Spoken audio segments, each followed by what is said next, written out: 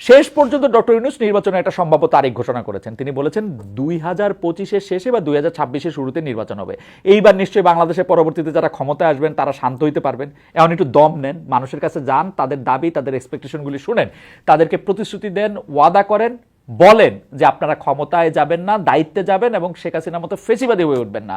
অন্তত এখন তো বুঝতে পারলেন ডক্টর ইউনূস সরকার অনন্তকাল থাকতেছেন না।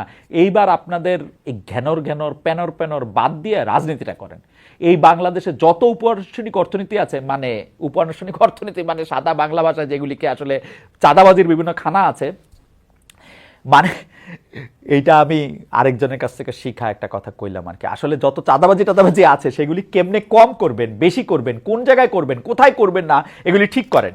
অনেকেই গণতন্ত্র মানে বোঝে যে আওয়ামী লীগ যেগুলি করতো, মানে এটা এই অনেকের সাথে আমিও আসি, অনেকেই গণতন্ত্র মানে বোঝে যেই দুষ্টামিগুলি যেই অপরাধগুলি আওয়ামী লীগ করতো, গণতন্ত্রের মানে হচ্ছে সেগুলি আওয়ামী লীগ আর করতে পারবে না, সেগুলি করবো হচ্ছে আমি।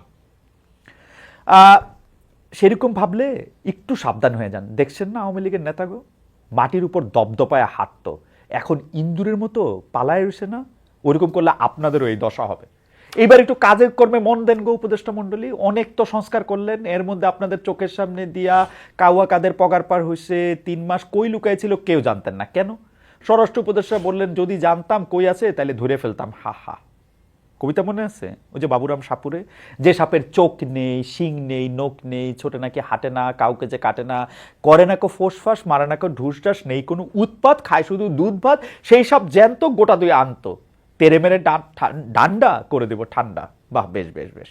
অর্থ উপদেষ্টারে বলি, আওয়ামী আমলে যে অপকর্মগুলি করা হয়েছে সেই অপকর্মগুলি কথা কই আর কতদিন কইবেন যে এই অপকর্ম হয়েছে? 4 মাস হয়ে গেছে গো স্যার, একটু এবার করেন। বা এই যেই অপকর্মগুলি করা হয়েছে, ব্যাংকের খেলাপি ঋণের টাকাগুলি যে নেওয়া হয়েছে সেগুলিকে আমরা ফেরত পাবো। ভবিষ্যতে যেন এরকম না হয় তার জন্য কি ব্যবস্থা করতেছেন আপনারা? বাংলাদেশে মানুষ যখন 50,000 টাকা ঋণ নিতে চায় তার জন্য জমি জমা, পুকুর, ঘটি বাটি, লোটা গামলা সব বন্ধ দিতে হয়। 50,000 কোটি টাকার ঋণের বিষয় এরকম কিছু কি আসে? মানে ঋণ না দিচ্ছে যে তারা, ঋণ যে তারা নিছে, বাংলাদেশে যেগুলি ঋণ খেলাপি আছে এগুলির বিরুদ্ধে আপনারা করেন হত্যা মামলা। এই যে ঋণ খেলাপি একটা ভালো জিনিস, এটা করলে কোনো অসুবিধা নাই। আমি যে ভবিষ্যতে বাংলাদেশে আর কাউরে ঋণ খেলাপি হইতে দেখবো না, এটা আমি কেমনে বুঝবো? কেন এই হত্যা মামলা দেওয়াটা খারাপ? তাদের কেস যখন কোর্টে উঠবে তখন তারা আরামে খালাস পেয়ে যাবে। বরং একটু কষ্ট করেন, এইসব ঋণ খেলাপিদের ব্যাপারে একটু কষ্ট করেন, খোঁজ করেন কি করেছে তারা, তাদের স্পেসিফিক অপরাধেই মামলা দেন। ব্যবসায়ীর সাথে কথা বলছেন, এই যে মাননীয় বাণিজ্য উপদেষ্টা, আপনি ব্যবসায়ীদের সাথে কথা বলছেন, বাজারটারে দেখেন তো হঠাৎ করে কেউ কৃত্রিমভাবে বেশি করে টাকা নিয়ে যেতেছে কিনা, কাউকে জিম্মি করতেছে কিনা, এগুলি খোঁজ নেন।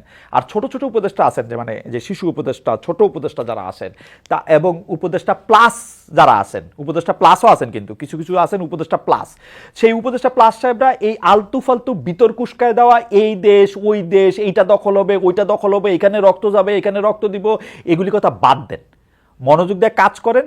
যেগুলি উপদেষ্টা প্লাস আছেন যেহেতু সরকারের নাই, সেগুলি ভালো করে রাজনীতি করেন। রাজনীতি করে কি করবেন এটা মানুষের গিয়ে বলেন গিয়া।